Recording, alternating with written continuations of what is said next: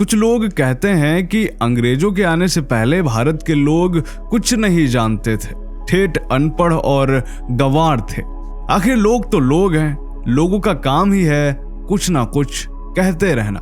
परंतु क्या आप भारतीय संस्कृति के गौरव को समझते हैं? अंकों का आविष्कार 307 ईसा पूर्व भारत में हुआ। शून्य का आविष्कार भारत में आर्यभट्ट ने किया और अंक गणित का आविष्कार भास्कराचार्य ने किया। बीज गणित का आविष्कार आर्यभट्ट ने किया। सर्वप्रथम ग्रहों की गणना आर्यभट्ट ने 499 ईसा पूर्व में की। यही नहीं, भारतीयों को त्रिकोणमिति व रेखा गणित का ज्ञान 2500 ईसा पूर्व से था। और इन सबका जीता जागता उदाहरण है ये अद्भुत मंदिर। इनके सामने आज की लेजर तकनीकी भी फेल नजर आती है। क्या आप कल्पना कर सकते हैं कि बिना तकनीकी ज्ञान के केवल छेनी हथौड़ी से ऐसे मंदिर बनाना संभव हो सकता है? यही नहीं, न्यूटन से पहले गुरुत्वाकर्षण का सिद्धांत भारत में भास्कराचार्य ने प्रतिपादित किया। विश्व का पहला विश्वविद्यालय तक्षशिला के रूप में 700 ईसा पूर्व भारत में स्थापित था, जहां दुनिया भर के 10,000 से अधिक विद्यार्थी 60 विषयों का अध्ययन करते थे। दुनिया का पहला कैलेंडर 56 ईसा पूर्व चक्रवर्ती सम्राट विक्रमादित्य ने शुरू किया, जिसे विक्रम संवत कहा जाता है और इसे हिंदू कैलेंडर भी कहा जाता है। विश्व का पहला अर्थशास्त्र भारत में लिखा गया, जिसे आचार्य कौटिल्य ने लिखा था। नाव का आविष्कार और सोने के सिक्कों का चलन प्राचीन भारत की ही देन है। बोधिवर्मन की मार्शल आर्ट प्रणाली भी प्राचीन भारत की ही देन है। भगवान श्री कृष्ण इसमें निष्णात और पारंगत योद्धा थे। उन्होंने इसी प्रणाली का उपयोग करके कंस के महाबली पहलवान भी मार गिराए थे।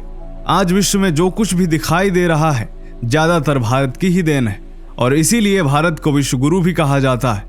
भारतीय संस्कृति किसी वर्ग या समुदाय के लिए नहीं बल्कि संपूर्ण मानव मात्र का मार्गदर्शन करती है। यही कारण है कि आज लाखों विदेशी नागरिक भारतीय संस्कृति और हिंदू धर्म की ओर आकर्षित हो रहे हैं। आज के वीडियो में हम एक ऐसे जापानी शख्स से आपका परिचय करवाने वाले हैं जिनके बारे में जानकर आपको भी अपने सनातन धर्म पर गर्व की अनुभूति होगी। कैसे जापानी लोगों के ऊपर हिंदू धर्म का प्रभाव लगातार बढ़ता जा रहा है और आखिर क्या कारण है कि जापानी बड़ी तेजी से हिंदू धर्म को अपना रहे हैं, सब जानेंगे आज के इस वीडियो में। स्वागत है आप सभी का द साइंटिफिक हिंदू पर और मैं हूं आपके साथ आपका दोस्त धीरेन्द्र। इतिहास साक्षी है कि कभी किसी हिंदू ने स्वेच्छा से अपना धर्म परिवर्तन नहीं किया। हिंदुओं का हमेशा ही डराकर, दबाव डालकर या फिर लालच देकर धर्म परिवर्तन कराया गया। और यह भी अकाट्य सत्य है कि दुनिया के इतिहास में ऐसा कभी नहीं हुआ कि किसी को डराकर या लालच देकर जबरदस्ती हिंदू बनाया गया हो। हिंदू जीवन शैली एक ऐसी जीवन शैली है कि जो भी इसके करीब आता है बस इसका ही होकर रह जाता है। हरे कृष्णा कृष्ण कृष्ण हरे हरे, हरे राम राम राम हरे हरे। और ऐसे ही लोगों में से एक हैं जापान में टोक्यो के रहने वाले शिमिजू कैंजी, जो कि अब सुमित बन चुके हैं।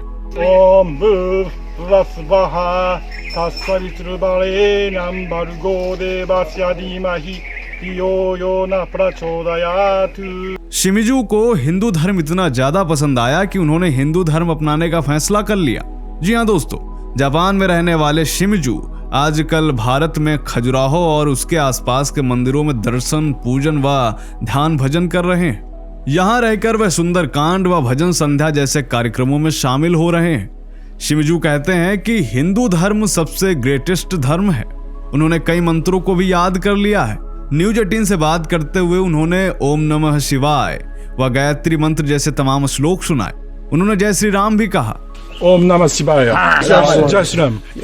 शिमिजू इससे पहले कई बार भारत आ चुके हैं। उन्हें भारतीय संस्कृति और हिंदू धर्म इतना ज्यादा पसंद आया कि उन्होंने हिंदू धर्म अपनाने का फैसला कर लिया और इसके लिए बाकायदा उन्होंने जापान में एक एफिडेविट बनवाया और भारत आ गए।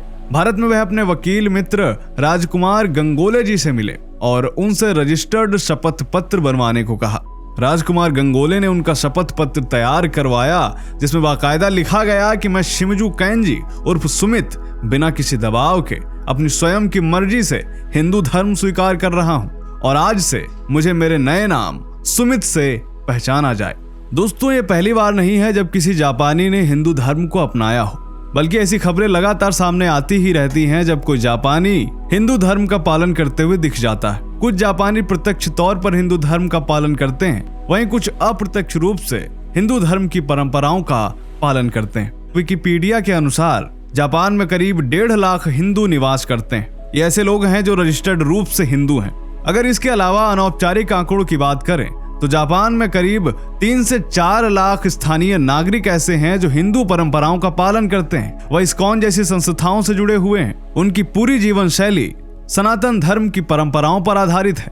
वह मंदिर जाते हैं, भगवद गीता का पाठ करते हैं, योगा करते हैं, शाकाहारी हैं। कई रिपोर्ट्स में यह दावा किया गया है कि जापान में पिछले 5 सालों में हिंदू धर्म की ग्रोथ में जबरदस्त उछाल आया है। जापानियों का हिंदू धर्म के प्रति रुझान लगातार बढ़ रहा है। यह तो हम सभी जानते ही हैं कि जापान में बौद्ध धर्म मानने वालों की संख्या सबसे ज्यादा है, लेकिन यह सच भी सभी को पता है कि बौद्ध धर्म का उदय भी हिंदू धर्म से ही हुआ है और ज्यादातर मान्यताएं एक दूसरे से जुड़ी हुई हैं। जापान में रिद्धि सिद्धि के 7 देवता माने जाते हैं, जिनमें से 4 देवता हिंदू देवताओं के रूप में ही हैं, जैसे कि बेंजितेन यानी माता सरस्वती, बिश्मोन यानी कुबेर, दाउकुतेन यानी भगवान शिव, किजिचेन यानी कि लक्ष्मी। इसके अलावा यहाँ कांगितेन यानी गणेश जी, मृत्यु के देवता यम को यहाँ यम के नाम से ही जाना जाता है। जापान में हिंदू देवी देवताओं पर तमाम किताबें भी लिखी गई हैं, इसीलिए यहाँ यह भी कहा जाता है कि जापान हिंदू धर्म को प्रोत्साहन देता है। दोस्तों, जापानियों द्वारा हिंदू धर्म का काफी सम्मान किया जाता है। जापान में कई हिंदू मंदिर भी हैं, जैसे कि टोक्यो मंदिर, इस्कॉन न्यू गया, बिनजेतेस्मा श्राइन, गणेश मंदिर, असाकुसा आदि प्रमुख मंदिरों में से एक है। क्या आप जानते हैं कि जापानी लोग हिंदू धर्म के 20 देवताओं की पूजा करते हैं? इन देवताओं में वरुण हैं, इंद्र हैं, ब्रह्मा हैं, यम हैं, कामदेव आदि कई देवता हैं। जिस तरह भारत में प्रार्थना और मंत्र पाठ संस्कृत में है, उसी तरह जापान में प्राचीन सिद्ध लिपि का प्रयोग किया जाता है, जो कि लंबे समय से देवनागरी लिपि के साथ प्रयोग होती आई है। जापान में कुछ देवताओं की प्रार्थनाएं संस्कृत में भी हैं। इसके अलावा यहाँ पर कुछ ऐसे मंदिर भी हैं जो कि संस्कृत सिखाने का काम करते हैं, परंतु यहाँ इस्तेमाल की गई स्क्रिप्ट एक प्राचीन लिपि है जो कि 5वीं शताब्दी में प्रचलित थी। बाद में इसे आधुनिक देवनागरी लिपि में बदला गया। पूजा अनुष्ठान के समय हमारे यहाँ हवन करने का विधान है, वैसे ही जापान में भी हवन करने का विधान है। जापानी लोग इसे हवन के बजाय होमा कहते हैं। तो दोस्तों, आज हमने आपको बताया कि किस तरीके से जापानी लोग हिंदू धर्म को अपना रहे हैं। उम्मीद करते हैं यह वीडियो आपको पसंद आया होगा। कैसा लगा यह वीडियो कमेंट करके जरूर बताएं। मिलते हैं आपसे अगले वीडियो में, तब तक के लिए जय हिंद, जय भारत, वंदे मातरम।